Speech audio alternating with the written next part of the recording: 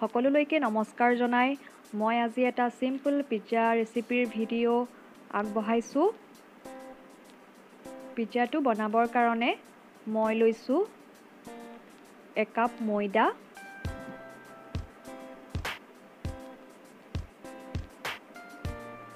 সোৱাদ অনুসৰি নিমখ দিছোঁ, সোৱাদ অনুসৰি চেনি দিছোঁ, সৰু চামুচেৰে 1 চামুচ বেকিং পাউডাৰ দিছোঁ, সৰু চামুচেৰে আধা চামুচ বেকিং সোডা দিছোঁ। এইখিনি ভালদৰে এতিয়া মিহলাই লৈছোঁ। মই ইয়াত কোনো ধৰণৰ ইষ্ট ব্যৱহাৰ নকৰোঁ।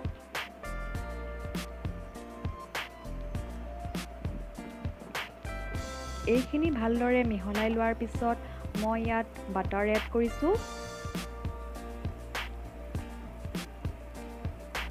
বাটাৰখিনি দি মই আকৌ এইখিনি ভালদৰে মিহলাই লৈছোঁ।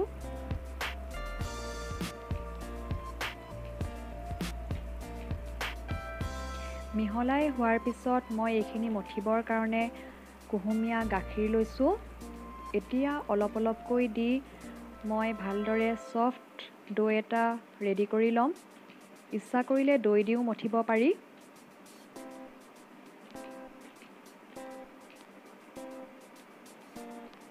ডোটো ৰুটিতকৈ সফ্ট হ'ব লাগে। ৰুটি বনোৱা ডোতকৈ সফ্ট হ'লে পিজ্জাটো ভাল হয়। এতিয়া মই আকৌ অলপ বাটাৰ দি ভালদৰে মঠি লৈছোঁ। পিজ্জা বনাবৰ কাৰণে ভালদৰে মঠাটো বহুতেই জৰুৰী। এতিয়া মই আকৌ অকণমান বাটাৰ লগাই লৈছোঁ ডোটোৰ ওপৰত। এতিয়া ডোটো 1 ঘণ্টাৰ কাৰণে ৰেষ্ট কৰিবৰ বাবে মই ঢাকি থৈছোঁ। 1 ঘণ্টাৰ পিছত চাওকচোন ডোটো বহুত সফ্ট হৈছে আৰু অকণমান ফুলা নিচিনাও লাগিছে। এতিয়া আকৌ অকণমান মঠি ল'ম।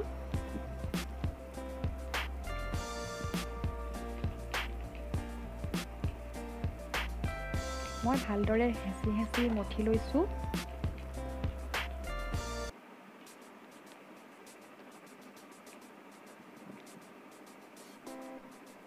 এতিয়া বেলনামাৰিৰ সহায়ত মই এইটো ভালদৰে বেলি লৈছোঁ।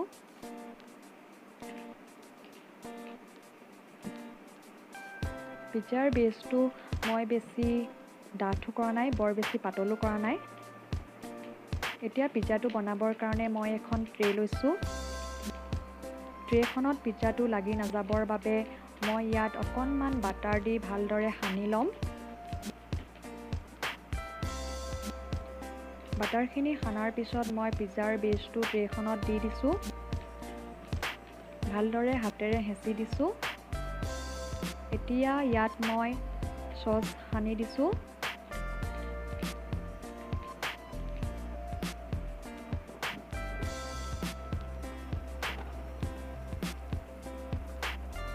পিজ্জাটোত দিবৰ কাৰণে মই আজি এইখিনি বস্তু লৈছোঁ। চীজ লৈছোঁ, বিলাহী লৈছোঁ, সুইট কৰ্ণ লৈছোঁ আৰু পিঁয়াজ লৈছোঁ। প্ৰথমতে মই সৰহকৈ চীজ অলপ দি দিছোঁ।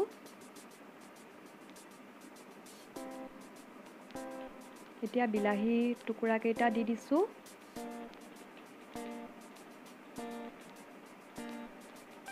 ঠিক একেদৰে পিঁয়াজ দি দিছোঁ। ইচ্ছা কৰিলে আমি ইয়াত কেপচিকাম বা অন্যান্য বস্তু ব্যৱহাৰ কৰিব পাৰোঁ। সুইট কৰ্ণ দিছোঁ। আকৌ অলপ চীজ ছটিয়াই দি মই তাৰ ওপৰত চিলি ফ্লেক্স অলপ ছটিয়াই দিছোঁ। এতিয়া বেক কৰিবৰ কাৰণে আমাৰ পিজ্জাটো ৰেডি হৈ গৈছে। মই OTGটো 10 মিনিটৰ কাৰণে প্ৰিহিট কৰি লৈছিলোঁ। তাৰপিছত 180 ডিগ্ৰীত 20 মিনিটৰ কাৰণে পিজ্জাটো দি দিছিলোঁ। চাওকচোন কম সময়তে কেনেদৰে কম বস্তুৰে ঘৰতে পিজ্জা তৈয়াৰ কৰিলোঁ।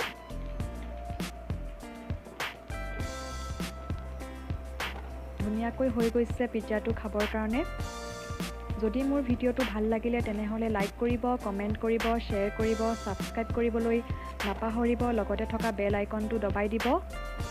ভিডিঅ'টো চোৱাৰ বাবে বহুত বহুত ধন্যবাদ।